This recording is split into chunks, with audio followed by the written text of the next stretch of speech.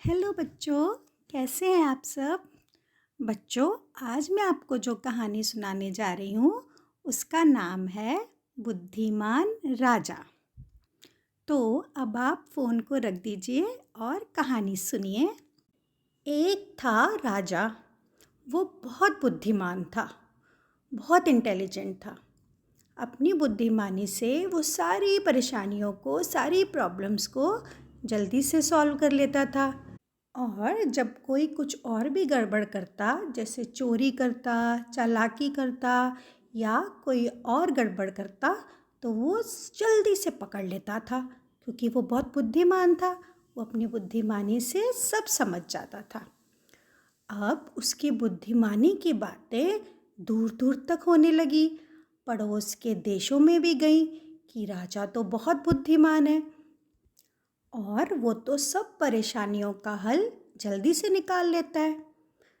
तब पड़ोस के देश में भी ये बात गई, तो वहाँ की जो राजकुमारी थी उसने कहा अपने मंत्री से कि मंत्री जी, क्या ये बात सच है कि हमारे पड़ोसी देश के जो राजा हैं वो बहुत बुद्धिमान हैं? वो हर परेशानी को जल्दी से ठीक कर देते हैं और सब कुछ जल्दी से समझ जाते हैं। तो मंत्री ने कहा, हाँ राजकुमारी जी, ये तो बात सही है, सब ऐसा ही कहते हैं। तब राजकुमारी ने कहा, नहीं नहीं, मैं ऐसे नहीं मान सकती। मैं तो खुद जाकर उनसे मिलना चाहती हूँ, तभी मैं पता लगाऊंगी कि वो सच में इतने बुद्धिमान हैं कि नहीं। फिर उसने राजा से कहा कि राजा पिताजी, मैं पड़ोस के देश में जाना चाहती हूँ और उस बुद्धिमान राजा से मिलना चाहती हूँ। तो राजा ने कहा, ठीक है, अब जाओ। फिर वो राजकुमारी अपने मंत्री के साथ बुद्धिमान राजा के देश में पहुंच गई। वहाँ वो राजा से मिलने गई। राजा ने उसका बहुत स्वागत किया।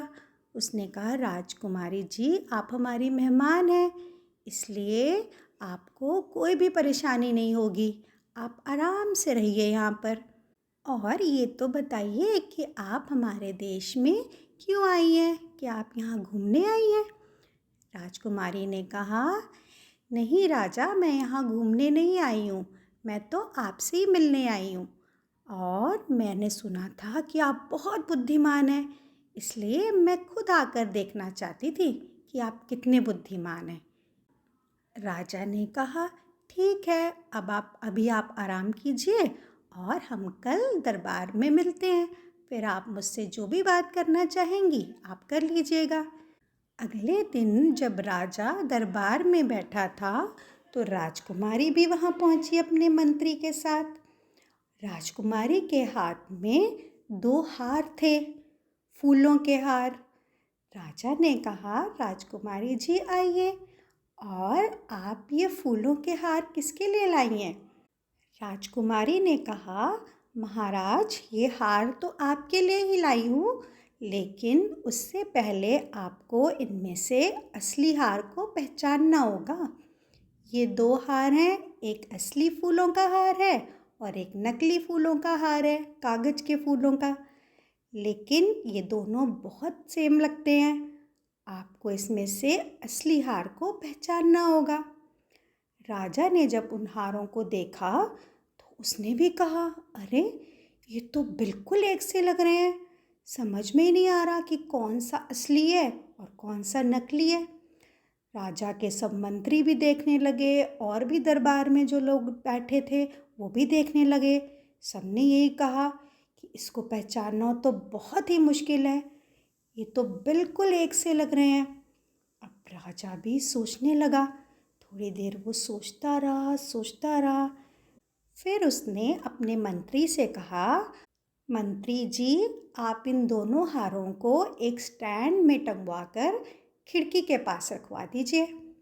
मंत्री ने ऐसा ही किया, दोनों हारों को एक खिड़की के पास रख दिया स्टैंड में टांग कर। फिर राजा ने कहा कि अब खिड़कियों को खोल दीजिए। जब खिड़कियां खुल गईं तो थोड़ी देर बाद देखा सबने कि बगीचे से तितलियां और मधुमक्खियां आने लगी अंदर और एक हार में जाकर बैठने लगी और उसके आसपास घूमने लगी। तब राजा ने जल्दी से असली हार को पहचान लिया। उसने कहा, जिस हार के पास मधुमक्खियाँ बैठ रही हैं, तितलियाँ घूम रही हैं, वही असली हार है। ये सुनकर सब बहुत खुश हो गए, सब तालियां बजाने लगे। राजकुमारी भी बहुत हैरान हो गई और खुश भी हो गई। उसने कहा, अरे वाह महाराज, आप तो सच में बहुत बुद्धिमान हैं। जैसा मैंने आपके बारे में सुना था, आप तो बिल्कुल वैसे ही हैं। मैं तो यही देखने के लिए यहाँ आई थी। अब मैं अपने देश वापस जाना चाहती हूँ। राजा ने कहा, ठीक है राजकुमारी, जैसी आपकी इच्छा। फिर राजा ने राजकुमारी को बहुत सारे गिफ्ट्स देकर उसके राज्य में, देश में वापस भेज दिया। तो बच्चों, आपने देखा, हम अपनी बुद्धिमानी से कोई भी परेशानी को, कोई भी प्रॉब्लम को सॉल्व कर सकते हैं, है ना। और अब बारी है क्वेश्चन आंसर्स राउंड की। तो पहला प्रश्न है, बुद्धिमान राजा से मिलने दूसरे देश से कौन आया? कौन आया? राजकुमारी आई। यस। अब दूसरा प्रश्न है कि राजकुमारी अपने साथ क्या लेकर आई थी?